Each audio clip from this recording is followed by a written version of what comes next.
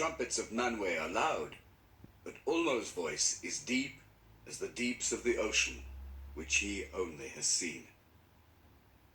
Nonetheless, Ulmo loves both elves and men, and never abandoned them, not even when they lay under the wrath of the Valar.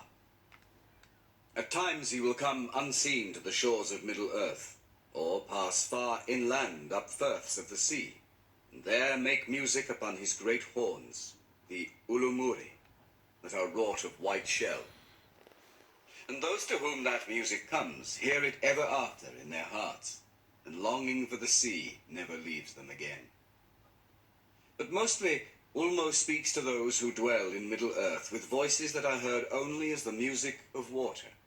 For all seas, lakes, rivers, fountains and springs are in his government, so that the elves say that the spirit of Ulmo runs in all the veins of the world. Thus news comes to Ulmo even in the deeps of all the needs and griefs of Arda, which otherwise would be hidden from Manwë. Aule has might little less than Ulmo. His lordship is over all the substances of which Arda is made. In the beginning he wrought much in fellowship with Manwë and Ulmo, and the fashioning of all lands was his labour. He is a smith and a master of all crafts, and he delights in works of skill, however small, as much as in the mighty building of old. His are the gems that lie deep in the earth, and the gold that is fair in the hand, no less than the walls of the mountains and the basins of the sea.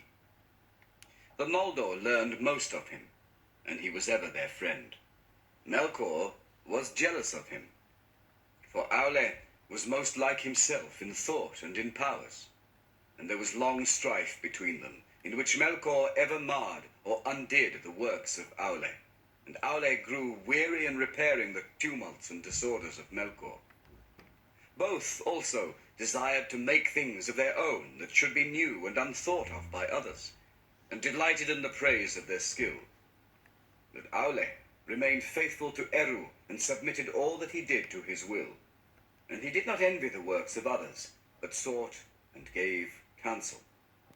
Whereas Melkor spent his spirit in envy and hate, and that at last he could make nothing save in mockery of the thought of others, and all their works he destroyed if he could. The spouse of Aule is Yavanna, the giver of fruits. She is the lover of all things that grow in the earth, and all their countless forms she holds in her mind, from the trees like towers in forests long ago, to the moss upon stones, or the small and secret things in the mold. In reverence, Yavanna is next to Vada among the queens of the Valar. In the form of a woman, she is tall and robed in green, but at times she takes other shapes. Some there are who have seen her standing like a tree under heaven, crowned with the sun, and from all its branches there spilled a golden dew upon the barren earth.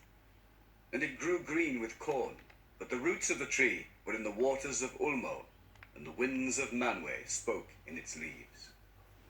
Kementari, queen of the earth, she is surnamed in the Eldarin tongue.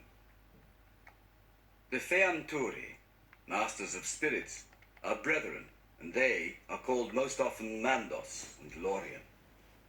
Yet these are right